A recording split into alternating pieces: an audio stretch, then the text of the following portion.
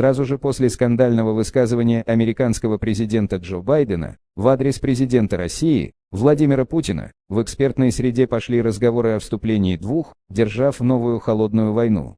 Комментируя эти опасения, пресс-секретарь нашего президента Дмитрий Песков заявил, Кремль, естественно, надеется на улучшение отношений с Белым домом, так как это по большому счету в интересах всего мира.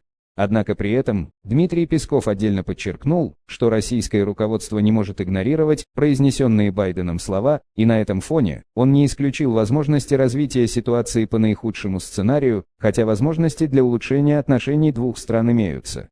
На то, что Россия рассматривает все варианты развития событий, намекнул глава российского МИДа Сергей Лавров в ходе заседания попечительского совета фонда Горчакова, заявивший, что наша страна готова к непростому развитию ситуации в отношениях с Соединенными Штатами Америки. Страны Запада, подчеркнул политик, дискредитируют те идеалы демократии, которые сами же и пропагандируют, а все попытки Москвы пригласить их к предметному и профессиональному диалогу с конкретными фактами игнорируются. Все шире используется изобретение различных небылиц, выдвижение обвинений, доказательства которых предоставлять высокомерно отказываются, да их, судя по всему, и нет. В ход идут всевозможные фейки, причем наряду с фейковыми новостями, которыми заполнены СМИ и соцсети, в арсенале западных лидеров появился новый феномен – фейковая, а порой и фриковая дипломатия, посетовал он. Если функционеры и политики столь высокого ранга говорят о том, что Россия рассматривает все варианты и допускает реализацию худших из них, значит вероятность ее конфронтации с Америкой в духе холодной войны 2.0 действительно есть.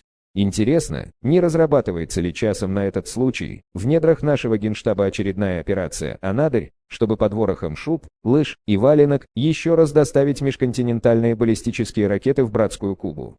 Тогда, без малого 60 лет назад, это спровоцировало острейший Карибский кризис. Возможно ли это сейчас?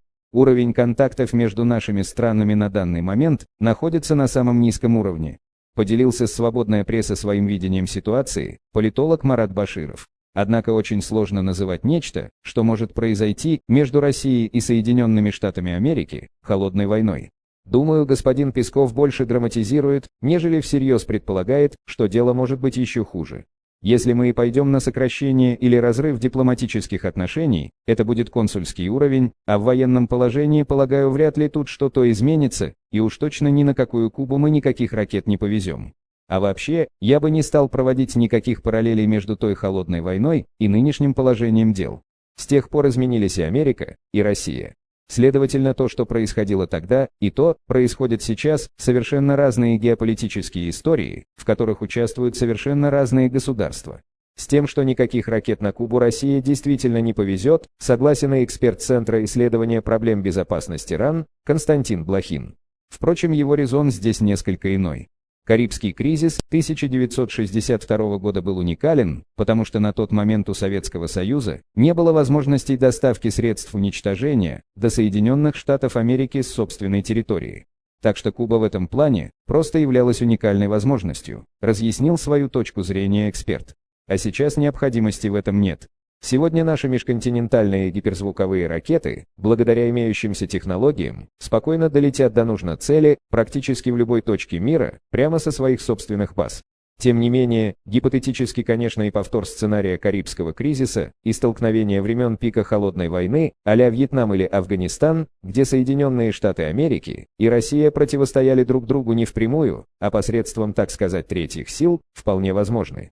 Напомню, еще около 2 лет назад был опубликован доклад под названием «Сдерживая Россию» за авторством авторитетного американского аналитического центра «Совет по международным отношениям», где впрямую говорилось о том, что Соединенные Штаты Америки уже находятся в состоянии новой холодной войны с Россией.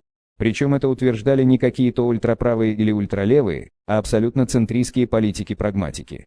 Как должна вести себя Россия, чтобы в новой холодной войне избежать Карибского кризиса 2.0? Ведь в тот раз лишь по счастливой случайности руководству двух стран удалось наладить продуктивный диалог. Я полагаю, объективно нам следовало бы скорректировать траекторию своей внешней политики, которая пока является реакционной. То есть сначала нам строят козни, а потом мы на них отвечаем. А надо бы, образно говоря, переносить игру на доску противника, пусть лучше американцы ломают головы над тем, что же делать с этими русскими.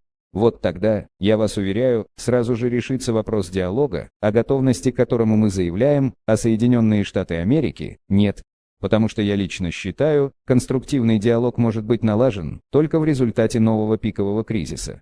Подчеркнул, я не имею в виду какое-то непосредственное военное столкновение, я имею в виду именно пиковую точку взаимоотношений.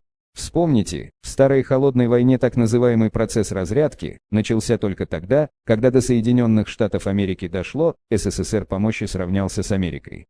Тогда американские элиты поняли, что лучше садиться за стол переговоров, поэтому, обращу внимание, инициаторами переговоров в тот раз и стали именно Киссинджер и Никсоном.